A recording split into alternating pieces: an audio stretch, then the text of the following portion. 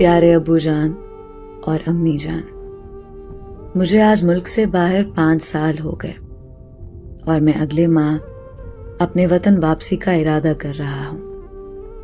میں نے اپنے ویزا کے لیے جو قرض لیا تھا وہ ادا کر چکا ہوں، اور کچھ اخراجات پچھلی چھٹی پر ہو گئے تھے تحفے تحائف لینے میں، اور کچھ دیگر اخراجات۔ اب میرے پاس کوئی بڑی رقم موجود نہیں، لیکن میری صحت ابھی ٹھیک ہے اور میں خود کو اس قابل سمجھتا ہوں کہ پاکستان جا کر کوئی بھی اچھی نوکری کر سکوں اور گھر کے اخراجات چلا سکوں۔ یہ جگہ مجھے پسند نہیں ہے، میں اپنے گھر رہنا چاہتا ہوں۔ آپ کی کیا رائے ہے اس بارے میں؟ آپ کا پیارا جمال۔ پیارے بیٹے جمال، تمہارا خط ملا اور ہمیں تمہاری چھٹی کے بارے میں پڑھ کر خوشی ہوئی۔ باقی تمہاری امی کہہ رہی تھی کہ گھر کی حالت بہت خراب ہو رہی ہے، اور تم جانتے ہو برسات شروع ہونے والی ہے۔ یہ گھر رہنے کے قابل نہیں ہے۔ گھر چونکہ پرانی اینٹوں اور لکڑیوں سے بنا ہے، اس لیے اس کی مرمت پر کافی خرچ آئے گا۔ ہم سوچ رہے ہیں کہ کنکریٹ اور سیمنٹ سے بنا ہوا گھر ہو تو بہت اچھا ہو۔ ایک اچھا اور نیا گھر وقت کی ضرورت ہے۔ تم جانتے ہو یہاں کے کیا حالات ہیں۔ اگر تم یہاں آ کر کام کرو گے تو اپنی محدود سی کمائی سے گھر کیسے بنا پاؤ گے؟ خیر، گھر کا ذکر تو ویسے ہی کر دیا، آگے جیسے تمہاری مرضی۔ تمہاری پیاری امی اور ابو۔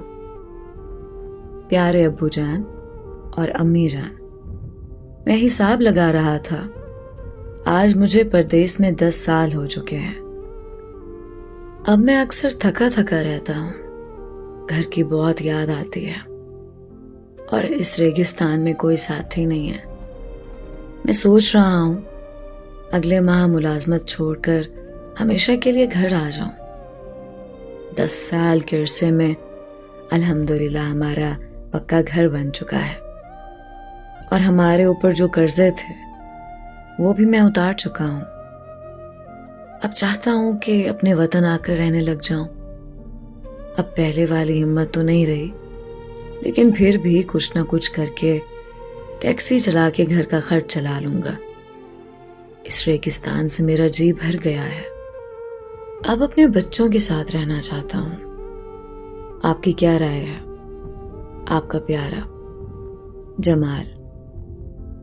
پیارے بیٹے جمال، تمہارا خط ملا اور ہم پچھتا رہے ہیں اس وقت کو جب ہم نے تمہیں باہر جانے دیا۔ تم ہمارے لیے اپنے لڑکپن سے ہی کام کرنے لگ گئے۔ ایک چھوٹی سی بات کہنی تھی بیٹا، تمہاری بہنا زینب اب بڑی ہو گئی ہے، اس کی عمر 20 سے اوپر ہو گئی۔ اس کی شادی کے لیے کچھ سوچا؟ کوئی بچت کر رکھی ہے اس کے لیے کہ نہیں؟ بیٹا، ہماری تو اب یہی خواہش ہے کہ زینب کی شادی ہو جائے اور ہم اطمینان سے مر سکیں۔ بیٹا ناراض مت ہونا، ہم تم پر کوئی بوجھ نہیں ڈالنا چاہتے۔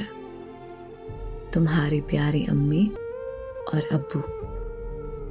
پیارے ابو جان اور امی جان۔